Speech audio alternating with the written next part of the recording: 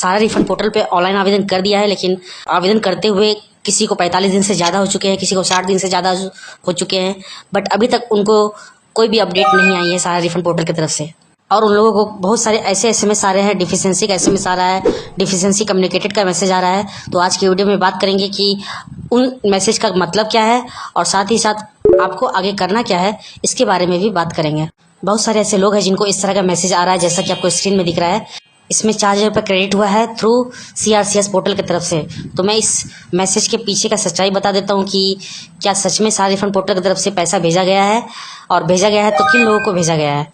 तो मैं आपको बताना चाहूँगा कि गवर्नमेंट की तरफ से ट्रायल बेसिस पे कुछ लोगों का पैसा रिफंड किया गया है, जिनका भी क्लेम अमाउंट 10,000 से कम है। बट मैं ये बात जानता हूँ कि बहुत सारे ऐसे लोग हैं जिनका क्लेम अमाउंट 10,000 से ज़्यादा है और जो अपने रिफंड का वेट कर रहे हैं, बट अभी तक उनको गवर्नमेंट की तरफ से कोई भी नोटिफिकेशन नहीं आया है। तो मैं आपको बताना चाहूँगा कि गवर्नमेंट की तरफ से अक्टूबर मंथ में एक नया नोटिफिकेशन आने वाला है। इस नोटिफिकेशन में बताया जाए कि प्रथम चरण में किन किन लोगों को रिफंड किया जाएगा।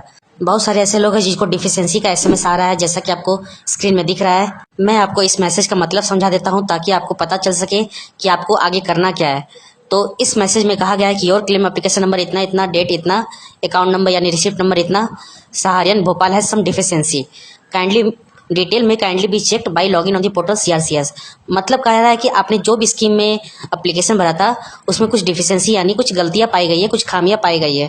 ठीक है, तो आपको करना क्या है, जैसे ही ये आपको एसएमएस प्राप्त हो, सबसे पहले आपको सारा रिफंड पोर्टल के ऑफिशियल साइट में आ जाना है। साइट ओपन करते ही सबसे पहले आपको इस तरह का पेज ओपन दिखेगा, जैसा कि आपको स्क्रीन में दिख रहा है।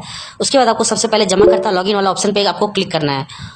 उसके बाद आपको आधार के अंतिम 4 अंक डालकर और आधार से जुड़ा हुआ मोबाइल नंबर डालकर आपको लॉगिन कर लेना है।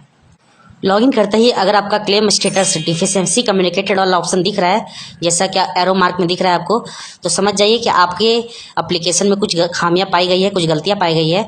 तो आपको आगे करना क्या, मैं आपको बता देता हूं। सबसे पहले आपको स्टेटस के बगल में एक आई का बटन होगा, उस पर क्लिक करोगे तो आपको एक PDF डाउनलोड होगा। PDF किस तरह का PDF डाउनलोड होगा मैं आपको स्क्रीन में दिखा देता हूँ, जैसा कि आप स्क्रीन में देख सकते हैं।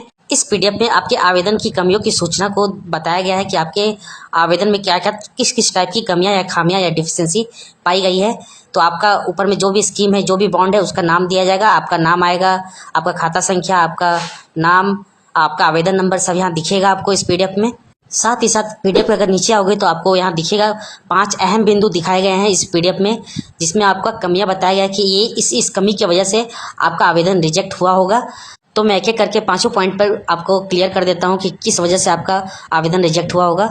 पहला पॉइंट मैं कहना चाह रहा है कि जमाकर्ता ने अपनी जमा राशि का प्रमाण और दावे का प्रमाण प्रस्तुत नहीं किया है या फिर अमान्य तरीके से प्रस्तुत किया है। दूसरा पॉइंट कहना चाह रहा है कि जमाकर्ता द्वारा समिति में 1 से अधिक सदस्यता ली गई है, अतः केवल प्रथम सदस्यता से ही दावे ही संसाधित किए जाएंगे। तीसरा पॉइंट कहना चाह रहा है कि जमाकर्ता द्वारा प्रदान किए गए विवरण सोसाइटी यानी डाटाबेस से मैच नहीं कर रहा है। अगर आपका क्लेम 31 मार्च 2023 के बाद मैच्योर हो गया था, तो उसके बाद से आपका वो डाटा मैच नहीं कर रहा है, इसकी वजह से आपका एप्लीकेशन रिजेक्ट कर दिया गया है।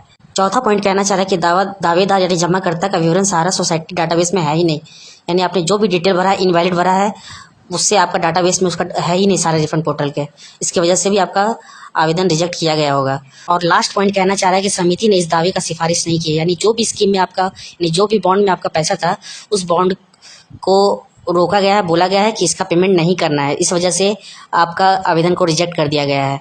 अब नेक्स्ट स्टेप करना क्या आपको मैं बता देता हूँ।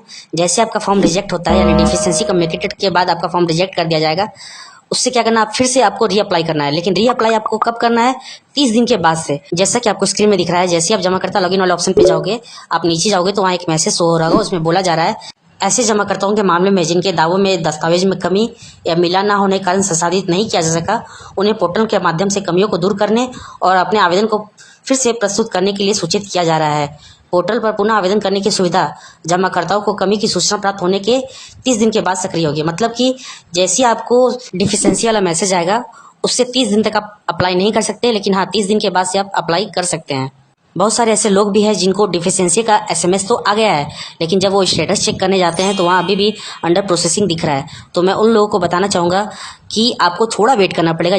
आपको डिफिशिएंसी का एसएमएस आ गया मतलब कि आपका फॉर्म को रिजेक्ट कर दिया जाएगा, ठीक है। आपको अप्लाई करना है फिर से, बट आपको थोड़ा वेट करना पड़ेगा। जैसे ही अंडर प्रोसेसिंग हटकर आपका डिफिशिएंसी कम्युनिकेटेड और ऑप्शन आ जाएगा, उसके बाद से आप रीअप्लाई कर सकते हैं। कुछ लोग ऐसे भी हैं जिनके स्टेटस जैसे ही चेक कर रहे हैं तो उनका स्टेटस क्लेम प्रोसीड दिखा रहा है।